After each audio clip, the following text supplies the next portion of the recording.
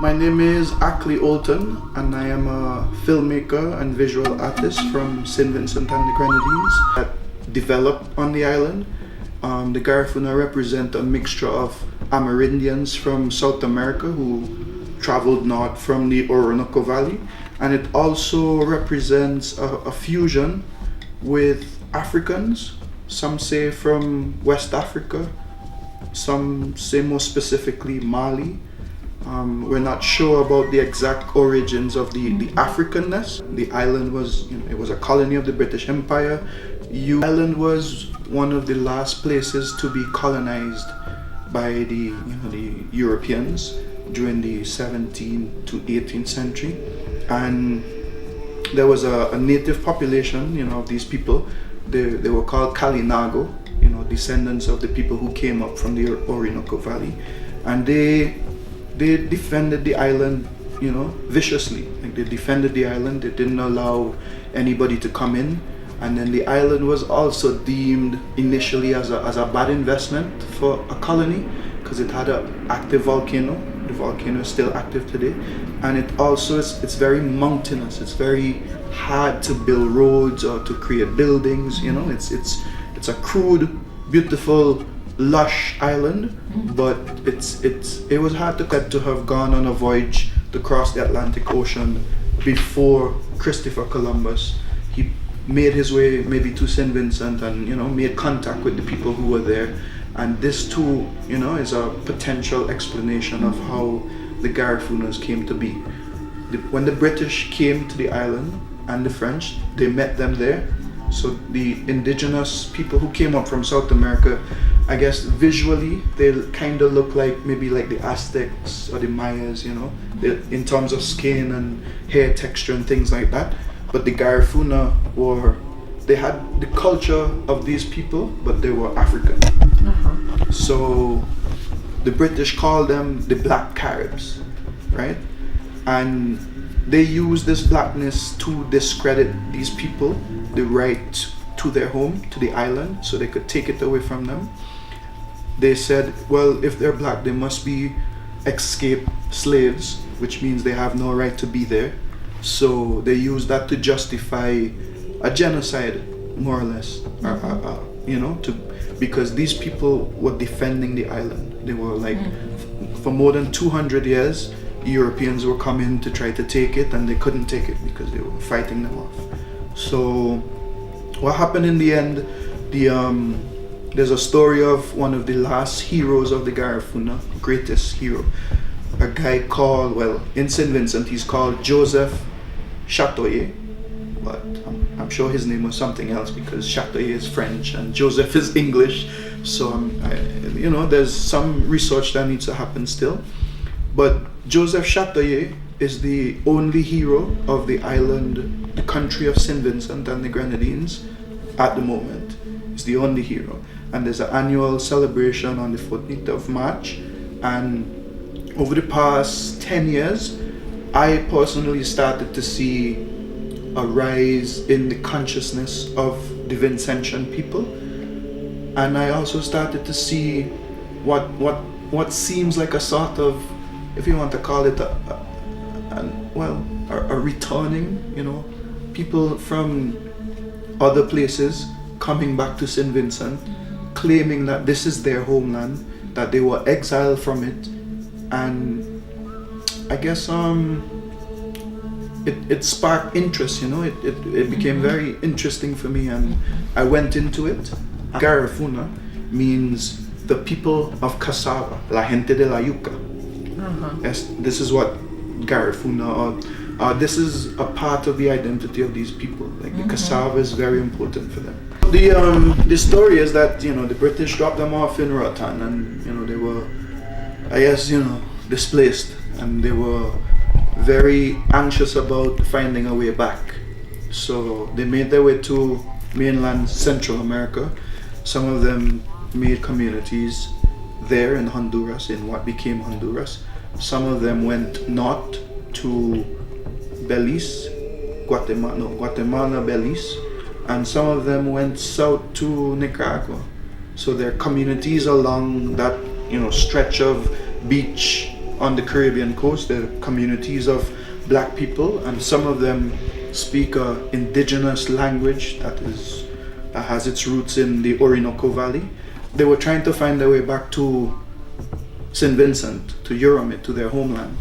So that's the idea why they're dispersed. I should mention that there's also a huge population in the United States between California and New York.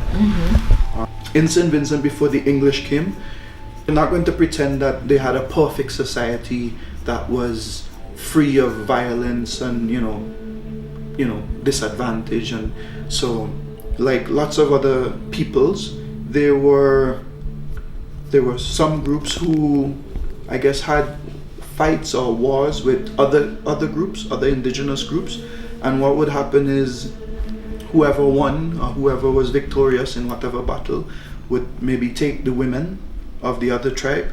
And I think in St. Vincent it resulted in a kind of strange language mix where the women would speak one language and the men would speak another language. And to this day it still resonates, or it's still evident in the language of the Garifuna communities. A woman has a different word for leaf than a man. That's the idea. And they say that the language is very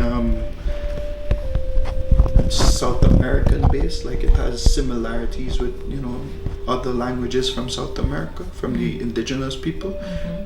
It doesn't have a lot of African roots.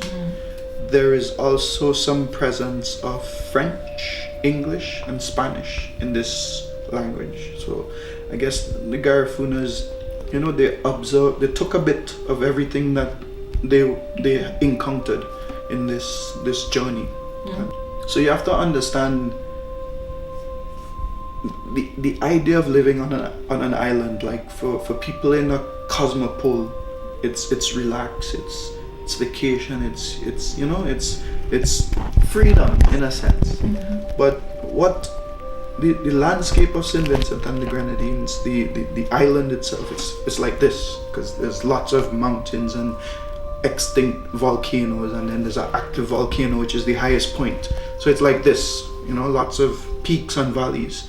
So you could live in this valley, you could live in a valley here and you have no idea what's going on in the other valley because there's a big mountain in between, but it's still a small island. And what manifested was different people or different groups had enough space and enough privacy to live how they felt like. So the Garifuna community is also polygamous. So in some of the books that I've read, it said that the idea was as long you could have, the men could have as much wives as they wanted to. The only thing is they had to build them a separate house, and I guess they live a really free life. The island is very lush, and the soil is very rich, so there was food everywhere. But the polygamy was only for men, not for women. That's a great question. Then it's freedom for men. I think so. It seems so. Yeah. Well, I'll have to go into that a little bit more. It is freedom for men, but then the society is still very interesting because the female had, I guess she had the responsibility of educating the children and passing on the knowledge of the ways of the older people or the beliefs. So the woman played a very important role in the community and still does today. A lot of the leaders in the communities in Central America are women, not men. The men would become powerful maybe when there is a need for them to maybe create an army or something. But most of the men were like in the everyday activity. The men would go and find the food, that was the idea, and the women would be the person who organizes the house and organizes the children, and the traditional way to live. Yeah. A little machista. very much Easter. So I read a quote one time that I fell in love with, and it said, "To be Garifuna is to take care of the land and the sea, and to live in harmony with your community and with your with your system of understanding. Take care of the world, and to make children to continue this way of life." Which I saw it as beautiful, as interesting in its own way. I mean, it's not about assuming wealth. It's not about dominating other people. It's also about taking from the earth and putting things back in. It's not about exploiting. So the a lot of the indigenous communities before the Europeans, they were like, some of them weren't farmers, they were hunters, or they were gatherers, which means they would only go and find food when they needed it. They wouldn't, the concept of the refrigerator didn't exist for them, where you have to stock up food for some other time. And then the weather, the climate on the island it's rain and sun, it's pretty much the same. There's no winter.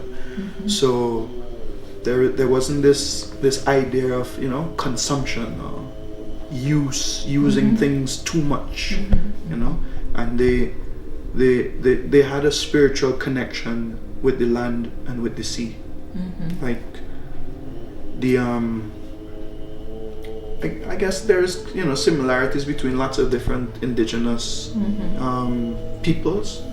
So there's this quote that says, "If you don't know your past, you are probably going to be liable to repeat some of the problems, that if you're not able to confront your past, or if you don't know your past, maybe you'll just keep on repeating the same thing over and over again." And in some ways, I see that's happening to the Garifuna community. The exile and the genocide and the loss of their land and their right to a place to live, that happened 200 years ago, 223 or something years ago.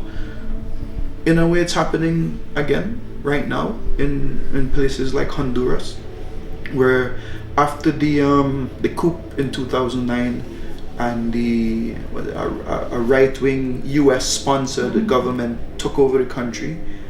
This was when is his name Emmanuel Zelaya? He was running as the opposition, and they flew him out of the country, dropping him. Right. So the Garifuna right now, they're facing what seems to be a second exile from their lands that they've been living on for 200 years.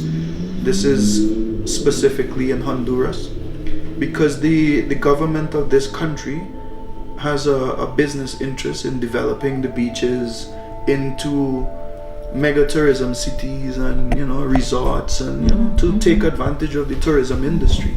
And while it might be good for the economy of the country, it's affecting the lives of this very important group of people. In 2001, the UNESCO named the Garifuna language, music, and culture a testament of the awesome power of the oral heritage of humanity. I don't know if I have it right, but something like that. And they, so they were celebrated globally, for what they are and who they became. And right now, they're being exiled. Like people are attacking the communities, But they were recognized by UNESCO in 2001 as a very important example of the intangible heritage of humanity. It's like testament of resilience and survival, and as a people. And that was 2001. It's 2019 right now, and in Honduras, there are people who could tell you stories about police raiding their communities and shooting some of the leaders of their communities. There's kidnappings. There's all sorts of manipulation. At all. It's like they hold nothing back because they want to take the land so that they could make their investments. Hope, they have always been a resilient people. They've always been strong, and they fight to preserve this thing because they know the value of it. I mentioned that there's also a large community in the United States, and I think last year they were actually doing a census to have their numbers because they want to organize. I don't know if it's in a political way, but they want to organize themselves in the US. In St. Vincent, a lot of Vincentians have been exploring their origins, discovering beyond what the English history books, because the English wrote our history, the history that we learn in school, in secondary, primary, and even universities. It's written by English historians. But a number of Vincentians have been, going into things and exploring and finding out. And the word Garifuna, I know this word Garifuna, I found out about it when I was growing up in St. Vincent, because there were others who had the same sentiments about finding out who they are, and they went to Central America, and some Garifuna from Central America also came to St. Vincent. So there is a ongoing dialogue that happens between St. Vincent and the communities in Central America, and in a kind of a way, it's like a homecoming, it's like a return, but it's complex because St. Vincent became a country with another identity, and under the constitution of St. Vincent, the Garifuna don't have legal claim to the island as their nation. What they have legal claim to is Honduras, Belize, Guatemala, because this is where they were born and have lived for 200 years. But in their spirits and in their soul, Yorome means homeland, and it's the name that they have preserved for St. Vincent. So St. Vincent and the Grenadines, for them, it's called Yorome. It's another country. Yeah. In terms of the future, they're constantly trying to find ways to preserve this heritage and to pass it on. I know in Honduras there's a movement right now with some members of different communities to create their own tourism investments so that the community could create wealth. And the government isn't going to take it from them. We're going to build our own hotels and have our own restaurants and keep our communities alive. And there are also others who are doing classes. They teach the language. So I intend to go to Honduras or go to Guatemala and enroll in a class so I could learn this language as well, because I think it would be super important to my reconstruction of personal identity. I call it my personal journey of emancipation.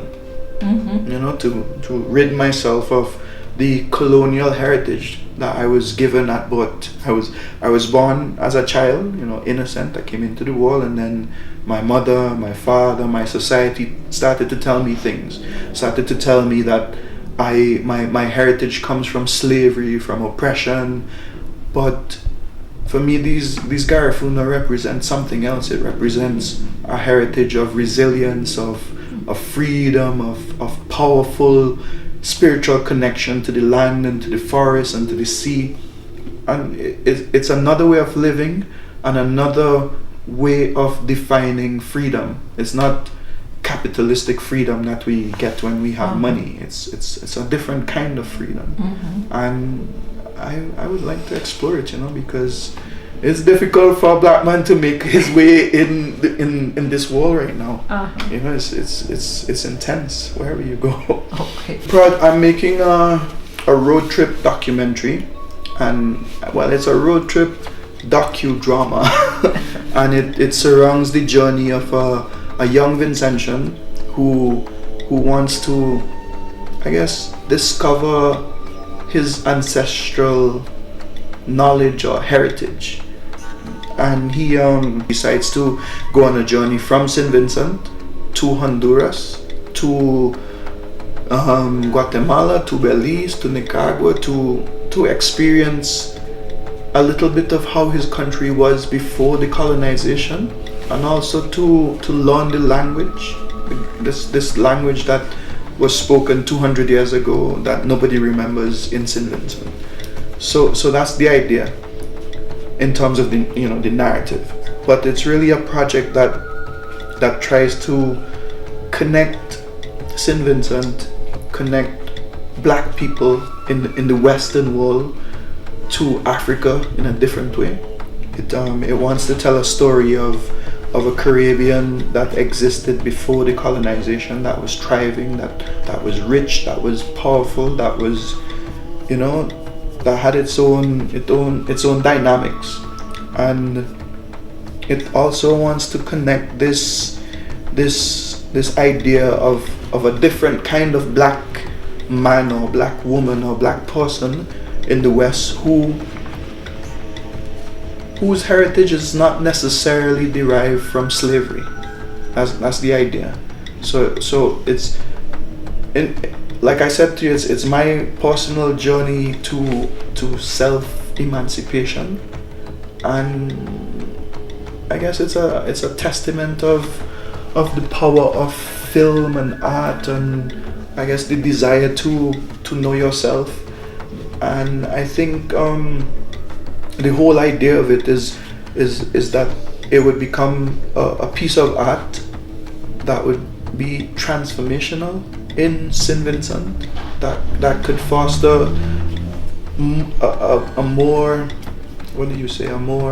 a better relationship between the Garafunas and the Vincentians. Like I would love if some of the practices of the Garifuna could take ground in St. Vincent, like could take roots, could come back to the island. If we could teach the language in the schools, if we could learn the rituals, like I want to use this project to encourage that. What is the name of the project? So the project is called Hairuna, Land of the Blessed, and the word Hairuna is Kalinago. It comes from the people I mentioned who came up from the Orinoco Valley and settled in the islands that are now called the Lesser Antilles. And the word Hairuna means land of the blessed, and it for me it embodies this idea of the richness that existed before the Europeans decided to exploit the region. So that's why I chose the title. It's also one of the ways I was introduced to this indigenous part of my heritage, because it's a thing you grew up hearing. You grew up hearing about Hairuna. The bear of the island is called Hairun Bear.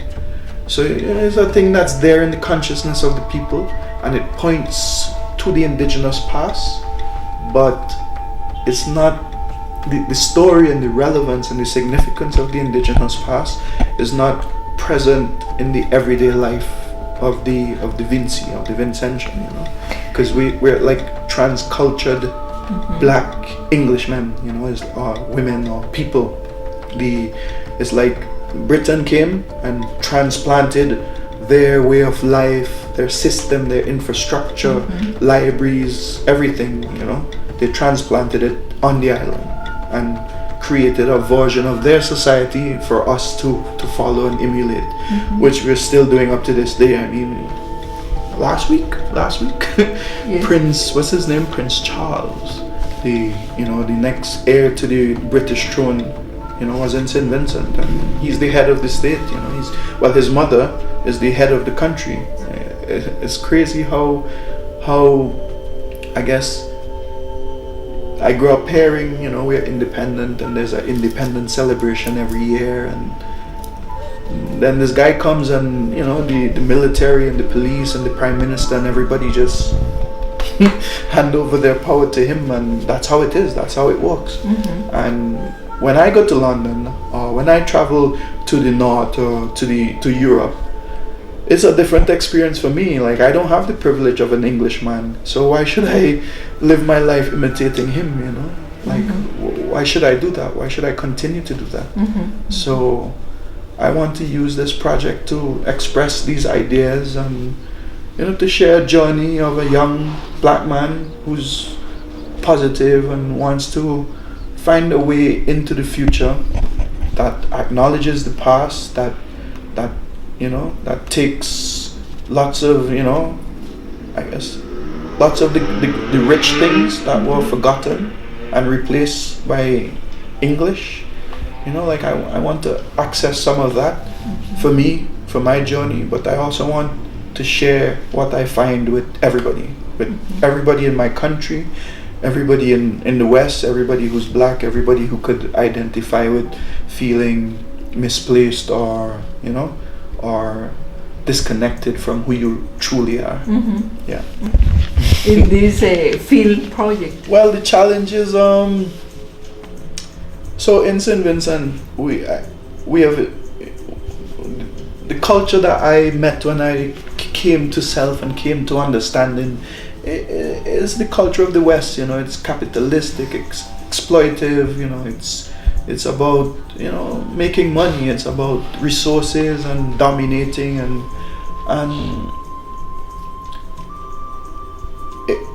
it doesn't really attribute so much value to things like culture, yes, but culture that has a direct economic return. So like soca music and carnival and tourism and these kinds of things are considered culture, but the actual way of life, the relationship between the people and the mountain and the seas, which because culture means the way of life, that needs to be explored and to be understood better in our society, because our culture at the top right now, our system of value was put in place by the British. So we appreciate or we think everything from outside of the island, everything from Europe or from the US, from the north is better. So me deciding I wanted to be a cineasta or filmmaker, it hasn't come across so easily to lots of people in my country. Like they don't buy into what I'm doing so easily, because one, they don't see the direct economic benefits of it, and two, I mean, they're intimidated by the idea of cinema. They think it's a big hype, like a thing that, well, one person said it to me. They said, listen, filmmaking and cinema and movies and this thing that you're getting into, it's for rich people. It's not for you. And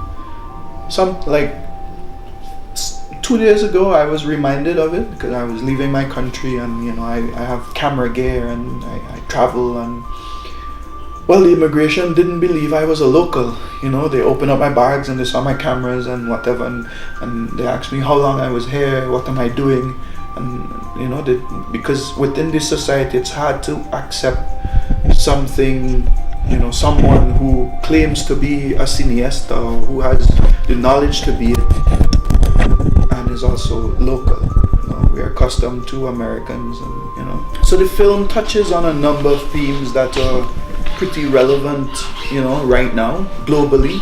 One of them is climate change, and the story is of a young man going from a society that is pretty much Western, like the tastes and likes of this society is ties into the tastes and likes of the Americans and whatever, and he moves from I guess a contemporary society to a society that lives more in sync with traditional ways of using the land and using the sea.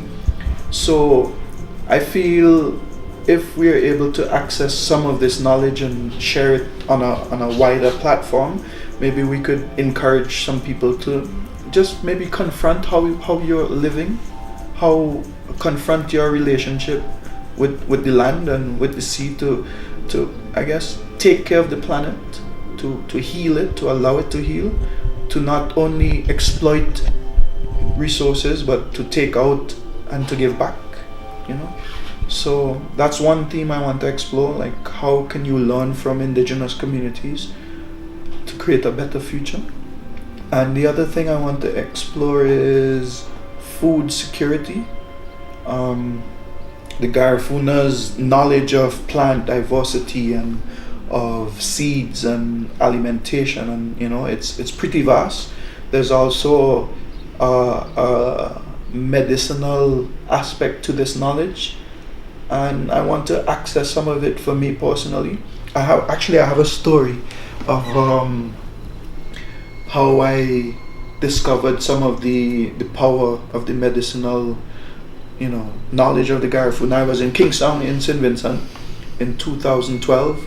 I was at a bus stop waiting on a bus, and a lady dressed in traditional clothing, she came over, and I don't know why she spoke to me, but she decided to speak to me. And we were just standing there, and she said, "Do you know what that is?" And it was a little plant growing through the pavement, and well, I say, well, it's a weed and some plants, just growing through the pavement. And then she called it a name. It was a name in Garifuna, which I don't remember and cannot pronounce. And she said that they used it to make a tea for their babies when the baby has a cold or a fever. And I guess the metaphor, the power of the moment, this woman who appears out of nowhere to tell me the value of this weed growing in the pavement. It was so powerful, because I grew up, like the more affluent people would cut the grass, cut the natural vegetation and plant a lawn, to have a beautiful aesthetic and a beautiful living area, whatever. But none of them knows the value of these things that they call weeds, because all they have is an English education. So I would like to access some of this medicinal knowledge and also use the platform, film and multimedia, to share it to whoever's interested. So that's two themes. The other theme is identity, and the power that can be accessed when you discover who you are and not who you're told to be. So that's the other thing that propels the narrative, and that's the other strong theme is identity. Okay, Jacqueline, thanks a lot. Do you want to give a message? Because probably this program will be seen by a lot of people. If you want to say something to the people. Well, I feel like I've said a lot, but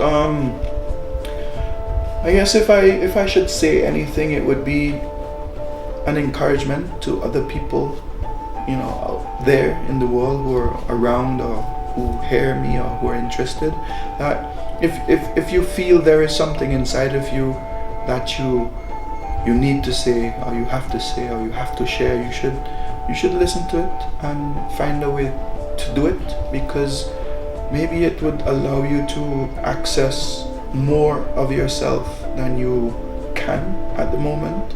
Maybe it would allow you to connect to more people, to the world. It would teach you something else. It would open up another door or portal or something.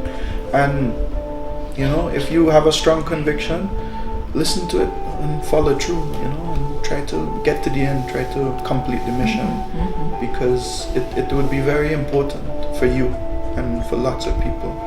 Like, I never felt like, my society told me that I had to, make a living and, get a job and do these things.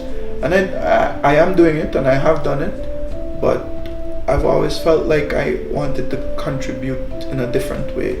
And maybe in the beginning I didn't know how, but the things that I seem to be interested in and that I hold on to, they take me to places that I never expect to go. And I think it's because it's where I need to be.